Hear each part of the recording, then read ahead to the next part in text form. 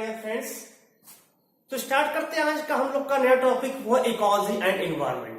Ecology and environment ये जो topic वो है, ये क्लास 12th का सबसे इंपॉर्टेंट टॉपिक है according to boards and according to competition. अगर हम किसी कंपटीशन में भी मान लेते पार्टिसिपेट करते हैं, चाहे वो नीट हुआ या कोई अदर वनडे एग्जाम्स हुआ या फिर कहीं पे एंट्रेंस एग्जाम्स हुआ, तो उन सब जगहों पर जो है इकोलॉजी से बहुत सारी संबंधित रहते हैं। इसके अलावा इसमें भी जो है कुछ, जैसे आजकल जो एग्जाम चल रहा है सीटेट है या टेट है, वहां पर भी इन्वायरमेंटल जो है साइंस का भी एक पेपर रहता है, एक पार्ट रहता है, तो उस पार्ट्स में भी इसमें से कुछ क्वेश्चंस मिलते रहते हैं। तो ये जो पूरा आज हम लोग यूनिट पढ़ेंगे इकोलॉजी एंड एनवायरमेंट्स, यहां से स्टार्ट करेंगे, कई पार्ट्स में ये हो सकता है। तो ये इकोलॉजी एंड एनवायरमेंट्स काफी इंपॉर्टेंट होने वाला है सभी के लिए। तो स्टार्ट करते हैं इकोलॉजी। सबसे पहले तो इकोलॉजी होता क्या, ये दिमाग में आता है कि इकोलॉजी क्या है। इकोलॉजी की अगर बात किया जाए तो बहुत चीज इसमें पढ़ेंगे हम लोग, छोटी छोटी चीजों को भी इस पर ध्यान देना है। इकोलॉजी जो है दो शब्दों से मिलकर के बना है, एक है ओइकोस। जो इको शब्द है वो ओइकोस शब्द से लिया गया है, जिसका अर्थ होता है लिविंग प्लेस, या इसको कह सकते हो, अब लिविंग प्लेस को कह सकते हैं आसानी से हाउस, घर, तो या हाउस भी कह सकते हैं, बिल्कुल कह सकते हैं। प्लस लॉजिंग, लॉजिंग मतलब होता है डिस्कोर्स या स्टडी, तो कह सकते हैं which science deals with the study of living place और house is known as ecology. Ecology क्या है, एक रहने के स्थान का अगर हम लोग अध्ययन करें, रहने का स्थान क्या, हाउस, जैसे हम लोग का एक मकान है, जैसे सभी जितने पक्षी हैं, पौधे हैं, उन सब का एक अपना अपना निश्चित अलग अलग वहां पर हैबिटेट होता है, तो उन चीजों को हम कहते हैं इकोलॉजी। जब हम उसके अध्ययन करते हैं, यानी इकोलॉजी में किसका अध्ययन किया जाता है, जीव तथा उसके पर्यावरण के बीच में जो इंटरेक्शन होता है, उस पर्यावरण और जीव के इंटरेक्शन की प्रक्रिया को अगर हम पढ़ते हैं तो वो इकोलॉजी के अंतर्गत पढ़ा जाता है। जैसे मान लेते हैं कि हम लोग यहां पर प्रेजेंट है, तो एक बायोटिक फैक्टर के फॉर प्रेजेंट है, और एबायोटिक फैक्टर्स के थ्रू जो हम लोग कहीं ना कहीं को रिलेट करते हैं, कहीं ना कहीं आपस में को रिलेट करते हैं, इंटरेक्शन करते हैं। यही इंटरेक्शन जो स्टडी करना है, उसी इंटरेक्शन की स्टडी को कहते हैं यहां पर इकोलॉजी। तो इकोलॉजी क्या है, इकोलॉजी जो कह सकते हैं कि एक ऐसा जो है संबंध, एक ऐसा अंतर संबंध है जिसमें समस्त जैविक क्रियाओं का अजैविक क्रियाओं के साथ अंतर संबंध के या अंतर क्रियाओं के अध्ययन किया जाता है। अगर हम बात करें फादर ऑफ इकोलॉजी की, कि जो इकोलॉजी के जनक कौन है, फादर ऑफ इकोलॉजी की अगर हम लोग बात करें, ठीक है, फादर ऑफ इकोलॉजी की बात किया जाए, father of ecology, father of ecology, देखिए फादर ऑफ इकोलॉजी की जो बात करें जाए, फादर ऑफ इकोलॉजी जो है इसमें यूजीन पी ओडम को जो है हम लोग जो है फादर ऑफ इकोलॉजी के नाम से जानते हैं। मतलब कि इन्होंने ही सबसे पहले जो है इकोलॉजी के विषय में जो है यहाँ पर अपनी संकल्पना दिए, और इन्होंने बताया कि किस प्रकार से जो है जो इकोलॉजी है, जो लिविंग प्लेस है, लिविंग हाउस है, वो किस प्रकार से जो है हम उसका अध्ययन जो है जीव और उसके वातावरण के साथ कर सकते हैं। इसके अलावा इंडियन इकोलॉजिस्ट है, फादर ऑफ इंडियन इकोलॉजिस्ट है, फादर ऑफ इंडियन इकोलॉजिस्ट। अगर इंडियन इकोलॉजिस्ट की बात किया जाए, जो यानी कि भारतीय जो है इकोलॉजिस्ट है, वो है professor R Mishra. Professor R Mishra अर्थात रामदेव मिश्र, प्रोफेसर रामदेव मिश्र को जो है फादर ऑफ इंडियन इकोलॉजिस्ट के नाम से जानते हैं। एंड वर्ल्ड में जो father of ecology Eugene P Odum को हम लोग जानते हैं। अब बात करते हैं इसके जो है यहां पर कुछ डिफिनीशन की, क्योंकि तो सबसे इंपॉर्टेंट होता है इसका डिफिनीशन। कभी कभी पूछ लेता है कंपटीशन में कि ये डिफिनीशन किसने दिया, तो इस चीज को यहां पर ध्यान देना है कि हम लोग कुछ डिफिनीशंस को भी यहां पर पढ़ेंगे इकोलॉजी से संबंधित। जैसे सबसे पहले according to Ernest Haeckel, according to Ernest Haeckel, क्योंकि अर्नेस्ट हैकर का नाम कई जगह पर आता है, इसलिए इनको जो है सबसे पहले इन्हीं का पढ़ लेते हैं कि इनके अनुसार जो है इकोलॉजी की परिभाषा क्या है। तो इन्होंने क्या कहा, the total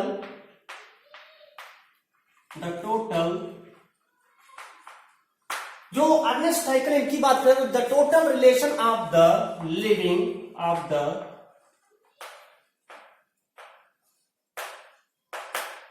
organism, the total relation of the living organism to both its organic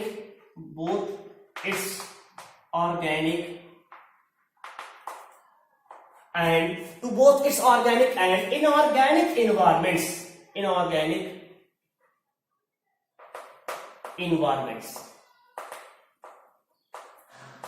तो ये इनके अनुसार जो यहां पर डिफिनीशन था अर्नेस्ट हाइकल के अनुसार, the total relation of the living organism to both its organic and inorganic environment, यानी कि जो कार्बनिक और अकार्बनिक यहां पर वातावरण है, ये कार्बनिक तथा अकार्बनिक आतंक किसका, समस्त जीवित जो जीव है उनके जो कार्बनिक तथा अकार्बनिकों के मध्य जो अंतर क्रिया या अंतर संबंध है उसके अध्ययन को हम लोग इकोलॉजी कहते हैं। अगर हम बात करें according to Eugene P Odum, बात करें यहां पर जो according to Eugene P Odum, जिन्हें हम लोग जो है फादर ऑफ इकोलॉजी के नाम से भी जो है जानते हैं, तो इन्होंने क्या कहा कि ecology is the study of ecology is the study of structure and function of nature. Ecology is the study of structure and function of nature. तो इन्होंने क्या कहा कि प्रकृति की संरचनात्मक और क्रियात्मकता के अध्ययन को इकोलॉजी यानी अर्थात जो है यहां पर पारिस्थितिकी कहा जाता है। अगर हम बात करें according to professor R Mishra के अनुसार, क्योंकि उनकी बात हो रही है यहां पर, according to professor R Mishra, तो ये चीज ध्यान देना कि इसमें ये तीन लोग का बड़ा इंपॉर्टेंट रहता है, कि ओडम का ज्यादा इंपॉर्टेंट रहता है, आर मिश्रा का भी यहाँ पर, क्योंकि इंडियन इकोलॉजिस्ट है तो इनको पढ़ना में आवश्यक होता है। तो इन्होंने क्या कहा कि ecology is the study of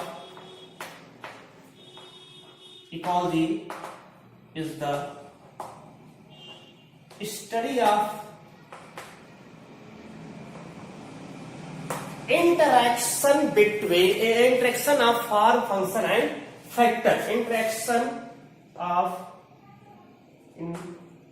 form, function and factor।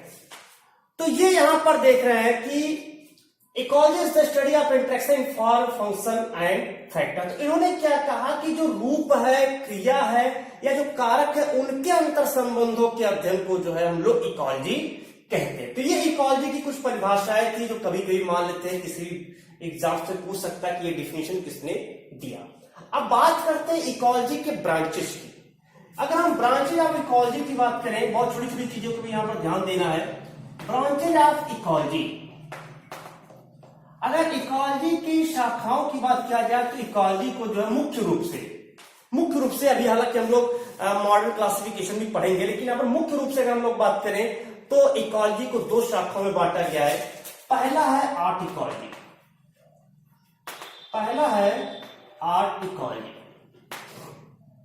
Art ecology मतलब होता है, इसको हिंदी में कहते हैं स्वपारिस्थितिकी, स्वयं के, अर्थात किसी एक प्राणी अथवा किसी एक जाति के जो समस्त प्राणी हैं वहां पर उपस्थित किसी एक स्थान पर एक प्राणी अथवा एक ही जाति के प्राणियों का उसके जो अजैविक कारक है उनके अंतर संबंधों के अध्ययन किया जाता है, तो उसको कहते हैं आर्ट इकोलॉजी। आर्ट इकोलॉजी मतलब स्वयं यानी इंडिविजुअल, यहां पर अगर इकोलॉजी का अध्ययन किया जाए इंडिविजुअल कह सकते हैं।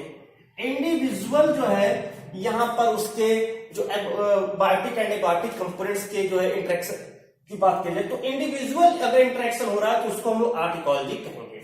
यानी यहां individual interaction with abiotic component. तो इसको हम लोग कहते हैं आर्ट इकोलॉजी, जब जहां पर स्वयं एक अकेले व्यक्ति की बात हो रही है, एक अकेले जाति की बात हो रही है। दूसरा होता है सिन इकोलॉजी,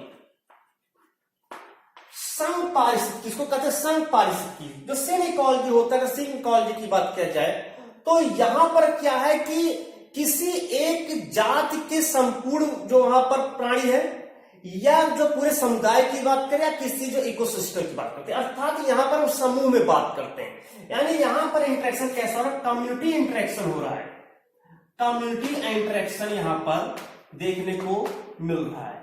अब ये जो सिन इकोलॉजी होता है, इस सिन इकोलॉजी का एक बड़ा इंपॉर्टेंट शब्द पूछता है कि सिन इकोलॉजी शब्द प्रयोग किसने किया। सबसे पहले जो सिन इकोलॉजी वर्ड है, इसके हम लोग बात करें तो सिन इकोलॉजी वर्ड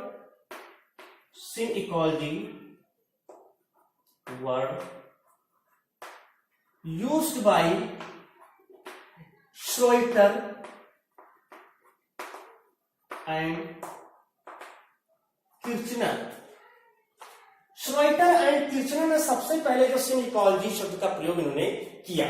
सिन इकोलॉजी जो होता है 3 प्रकार का होता है। सिन इकोलॉजी 3 प्रकार से, जैसे पॉपुलेशन इकोलॉजी। पॉपुलेशन इकोलॉजी हम तब कहेंगे जब किसी एक पॉपुलेशन होता क्या है, पहले तो ये समझ ले पॉपुलेशन और कम्युनिटी में अंतर क्या है। एक पॉपुलेशन इकोलॉजी है, दूसरा कम्युनिटी इकोलॉजी है। पहले तो इसके हम सबके अर्थ समझ ले, और एक होता है तीसरा इकोसिस्टम इकोलॉजी। तो पहले तो दिमाग में ये आना चाहिए कि पॉपुलेशन एंड कम्युनिटी में अंतर क्या है। पॉपुलेशन हम उसे कहते हैं जब किसी एक ही जात के समस्त सदस्यों का अध्ययन कर रहे हो, उसको पॉपुलेशन। और कम्युनिटी कहते हैं जब एक ही स्थान में विभिन्न भिन्न जातियों के सदस्यों का अध्ययन किया जाता है, तो उसे हम लोग कम्युनिटी कहते हैं। तो पॉपुलेशन इकोलॉजी में क्या होगा, जब किसी एक ही जाति के समस्त सदस्यों का अध्ययन एक साथ करेंगे तो उसको पॉपुलेशन इकोलॉजी का पॉपुलेशन इकोलॉजी कहेंगे। अगर एक ही स्थान पर भिन्न भिन्न जातियां उपस्थित हो, उनका जो है जैविक वातावरण के साथ उसके इंटरेक्शन को दर्शाए, तो उसको कम्युनिटी इकोलॉजी कहते हैं। इकोसिस्टम क्या होता है, इकोसिस्टम में जो है जहां पर बायोटिक एबायोटिक कंपोनेंट्स आपस में उपस्थित और दोनों एक दूसरे से इंटरेक्ट कर रहे हो, तो उसको हम लोग इकोसिस्टम का होता है। इस प्रकार के अध्ययन को पारिस्थितिकी में उसको इकोसिस्टम इकोलॉजी कहा जाता है। हमने कहा था कि इसके अलावा मॉडर्न क्लासिफिकेशन अगर किया जाए तो डिफरेंट टाइप के और भी पाए जाते हैं। जैसे अगर हम बात करें मॉडर्न क्लासिफिकेशन ऑफ इकोलॉजी, तो ऐसा नहीं है कि इकोलॉजी का ब्रांच जो है केवल सीमित है आर्ट इकोलॉजी या सिन इकोलॉजी। अगर हम आज के समय बात करें मॉडर्न इकोलॉजी की बात करें, तो मॉडर्न इकोलॉजी में जो है बहुत सारे जो इसको ब्रांचेस कर दिया गया, डिफरेंट ब्रांच यहाँ पर बना दिया गया है। जैसे नाम बस दे दिया गया, जैसे एग्जाम्पल प्रोडक्शन इकोलॉजी, जहां पर जैसे कि पौधों का अध्ययन कर रहे हैं तो प्रोडक्शन इकोलॉजी उसको हम लोग कहेंगे, क्योंकि हम पौधों का अध्ययन कर रहे हैं। ठीक है, ये पहला हो गया। या जैसे हम लोग जीन का स्ट्रक्चर की बात, जीन के स्ट्रक्चर की बात करें तो उसको जीन इकोलॉजी कह देते हैं, जीन इकोलॉजी कह देते हैं। जैसे मान लेते हैं कि विकिरण किरणों का अध्ययन कर रहे हैं तो उसको हम लोग रेडिएशन इकोलॉजी कह देते हैं। या जैसे मान लेते किसी एक वास स्थान का बात कर रहे हैं तो उसको हम लोग हैबिटेट इकोलॉजी कह देते हैं, हैबिटेट इकोलॉजी कहते हैं। मान लेते हैं वहां पर एनर्जी प्रोडक्शन की बात करें तो उसको एनर्जेटिक इकोलॉजी कह देते हैं, एनर्जेटिक इकोलॉजी कहते हैं। या मान लेते हैं जहां पर कंजर्वेशन हो रहा है, किसी भी चीज का जो है कंजर्वेशन हो रहा है, संरक्षण हो रहा है, तो उसको हम लोग कंजर्वेशन इकोलॉजी कह देते हैं, कंजर्वेशन इकोलॉजी। तो इस तरह से जो है यहाँ पर इकोलॉजी जो है ब्रांच अलग अलग हो गई। किसी भी चीज का अध्ययन करें, बस उसका हम लोग इंटरेक्शन पे बात करें तो उसको हम लोग कहेंगे मॉडर्न क्लासिफिकेशन, तो उसको इसी इकोलॉजी के नाम से हम लोग जो है जान लेते हैं। जैसे मान लेते हैं पुरातत्व का अध्ययन करें, उसको पेलियो इकोलॉजी के नाम से भी उसको जो है हम लोग कह सकते हैं। तो ये मॉडर्न क्लासिफिकेशन ऑफ इकोलॉजी था। अब बात करते हैं एक अगली टॉपिक जिसमें हैबिटेट एंड इकोलॉजिकल मीडिएट। तो पहले हम लोग समझते हैं हैबिटेट क्या होता है। हैबिटेट वासस्थान, बड़ा आसान सा है। किसी भी जीव के रहने के स्थान को वासस्थान कहते हैं। कितना सिंपल सा वहां पर एक एग्जांपल आ गया। किसी भी जीव के रहने के स्थान को, जहां पर वो निवास कर रहे हैं, जैसे हम लोग अपने घरों में निवास करते वो हम लोग का वास स्थान है। पक्षी अपने घोंसले में निवास करती वो उनका वास स्थान है। कुछ जंतु या पक्षी पेड़ों पर निवास करते हैं उनका अपना वास स्थान है। कुछ जो है जल में निवास करते हैं तो जल ही उनका अपना वास स्थान है। तो इस तरह से सभी जीवों के एक अपने अलग अलग रहने का स्थान होता है जिसे हम लोग जो कहते हैं हैबिटेट। ये हैबिटेट में अब एक शब्द भी इसमें आता है कि माइक्रो हैबिटेट। तो कोई कंफ्यूज हो जाता है कि माइक्रो हैबिटेट क्या होता है, ये भी जान ले कि माइक्रो हैबिटेट क्या है। माइक्रो हैबिटेट कुछ है नहीं, बस हैबिटेट ही है। लेकिन जब हम यहां पर चूंकि इकोलॉजी पढ़ रहे हैं तो हैबिटेट मतलब निवास स्थान, जहां पर वो अपना वास कर रहा है। माइक्रो हैबिटेट क्या कहते हैं, जहां पर वो स्थित है बस उसकी कुछ ही दूरी, उसके चारों तरफ थोड़ा सा वातावरण, जैसे यहां पर हम खड़े हैं तो बस थोड़ी सी इसकी जो सराउंडिंग है, इस सराउंडिंग का इस इन्वायरमेंट के साथ इंटरेक्शन पड़ते हैं तो उसको हम लोग माइक्रो हैबिटेट कहते हैं। ये जहां हम खड़े हो गए ये हमारा निवास स्थान हो गया, ये हमारी माइक्रो हैबिटेट है। लेकिन पूरा मकान अगर हम बात करें तो ये माइक्रो हैबिटेट की श्रेणी में नहीं आएगा। तो ये माइक्रो हैबिटेट होता है कि एक प्राणी जहां पर खड़ा हो या जहां पर स्थित हो, जहां पर वास कर रहा हो, जो उसका निवास है वही उसका माइक्रो हैबिटेट कहलाता है। तो ये माइक्रो हैबिटेट रहता है। अब इसमें दूसरा टॉपिक होता है इकोलॉजिकल निके। इकोलॉजिकल निके, इकोलॉजिकल निके जो है इसको कहते हैं कर्म स्थिति।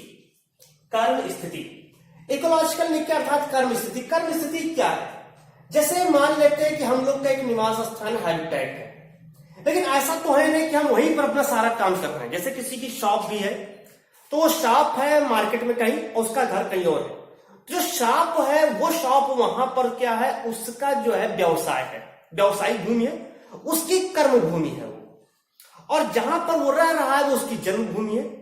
तो हैबिटेट क्या है, हैबिटेट जहां वो निवास कर रहा है। और इकोलॉजिकल निके क्या है, जहां उसकी कर्म भूमि है, कर्म स्थिति है। इसलिए इसको कहा गया है पारिस्थितिक कर्म स्थिति या कर्म स्थिति भी कह सकते हैं। जहां पर वो अपना कर्म कर रहा हो वो उसके इकोलॉजिकल निके कहलाती। इकोलॉजिकल निके की अगर हम लोग बात करें तो इसको जो है हम लोग एल्टोनियन निके भी कहते हैं। एल्टोनियन निके के नाम से जानते हैं। एल्टोनियन निके जो है ये चूंकि एल्टन एक वैज्ञानिक थे, उन्होंने इसको प्रस्तुत किया था तो इसलिए इसको हम एल्टोनियन निके कहते हैं। अगर हम अकॉर्डिंग टू एल्टन की बात करें, अकॉर्डिंग टू एल्टन, तो जैसे हम लोग इसके पहले भी डिफरेंट टाइप के जो है डिफिनेशन पढ़ चुके हैं, ऐसे यहां पर भी हम लोग पढ़ेंगे। तो ये इनके अनुसार अगर हम बात करें तो इकोलॉजिकल निके होता क्या, तो ये क्या है, इन्होंने क्या कहा कि the animals place, the animals place in the biotic environment, in the biotic, the animals place in the biotic environment its relation to food and enemy, मतलब शत्रु। मतलब कि इकोलॉजिकल निके क्या है, इकोलॉजिकल निके किसी जंतु का वह स्थान है जिसमें वो जो है बायोटिक एनवायरमेंट, जैविक जो वातावरण के साथ साथ उसके भोजन तथा शत्रुओं से संबंधित होता है। अर्थात जहां वो कर्म कर रहा है तो निश्चित रूप से वहां पर जो है वो उसके बीच कंपटीशन करेगा कि अपने आसपास के जो जीव हैं उनके साथ कंपटीशन करके अपने आप को वहां पर सरवाइव रखने का कार्य करता है। तो इस प्रकार से इकोलॉजिकल निके क्या है कि किसी भी जीव की कर्म स्थिति होती है जहां पर जो है वो अपने समस्त कार्यों को कर सकता है, आसानी से कर सकता है, और साथ साथ में जो है वो या इसको बता सकते, जैसे कि उन्होंने कहा, यूजीन पी ओडम ने बहुत ही अच्छा इसकी परिभाषा में दिया था इकोलॉजिकल निके की। उन्होंने कहा कि जो हैबिटेट है किसी भी जीव का पता है, वो हैबिटेट किसी भी जीव का पता है जबकि कर्म स्थिति उसका व्यवसाय है।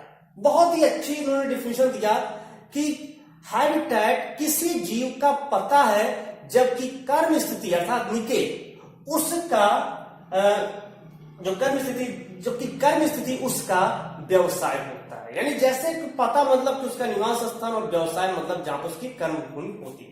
जो इकोलॉजिकल निके हैं ये भी डिफरेंट टाइप के होते हैं, तो उसके आधार पर हम उसके लक्षणों के आधार पर उसको कई प्रकार के जैसे सबसे पहले हैबिटेट निके कि जब हम उसके जो है केवल जो है जहां वो निवास कर रहा है उस निवास के आसपास का जो उसका कर्म भूमि है उसका अध्ययन करते हैं तो उसको हम हैबिटेट निके कहते हैं। इसको हम लोग स्पेशियल निके भी के नाम से भी जानते हैं, स्पेशल निके भी इसको कह सकते हैं। दूसरा होता है लाइफ फॉर्म निके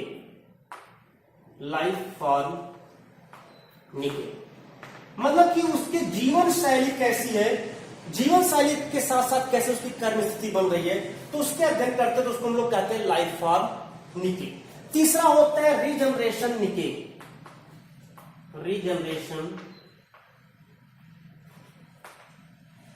निके अपने आप को कैसे पुनर्स्थापित वो उस स्थान पर कर ले रहा है इस चीज का अध्ययन करते हैं तो उसको कहते हैं रीजनरेशन निके। और एक चौथा होता है ट्रॉफिक निके किसे कहते हैं अर्थात पोषी स्तर जैसे producer, primary consumer, secondary consumer, tertiary, तो वो अपने किस स्तर पर उपस्थित है, वो प्रोड्यूसर पे है कि प्राइमरी कंज्यूमर पर है कि सेकेंडरी कंज्यूमर, टर्सरी कंज्यूमर, अपने कर्म के आधार पर कर्म स्थिति में किस लेवल पर उपस्थित है तो हम उसका अध्ययन करते हैं तो उसको ट्रॉफिक निके कहते हैं। तो ये जो आज का हम लोग का जो टॉपिक था ये इसका इंट्रोडक्शन था habitat and ecology and environments का। तो इकोलॉजी का ये एकमात्र इंट्रोडक्शन आज हम लोग पढ़े हैं। इसी इंट्रोडक्शन के अकॉर्डिंग हम लोग पूरा पढ़ेंगे कि किस प्रकार से इकोलॉजी हमारे जो जीव है प्लांट्स है या एनिमल उसको किस प्रकार से अफेक्ट करते हैं। तो ये मोस्ट इंपॉर्टेंट था। अगर किसी भी कंपटीशन की दृष्टि से देखें डिफिनेशंस के बड़े इंपॉर्टेंट होते हैं, जो काइंड्स ऑफ इकोलॉजी है वो इंपॉर्टेंट होता है। तो इस चीज को यहाँ पर ध्यान देना है। अभी हम लोग केवल इंट्रोडक्शन पढ़े हैं, अगले पार्ट में हम लोग इसके डिटेल जो है आगे पढ़ा जाएगा। तब तक के लिए धन्यवाद।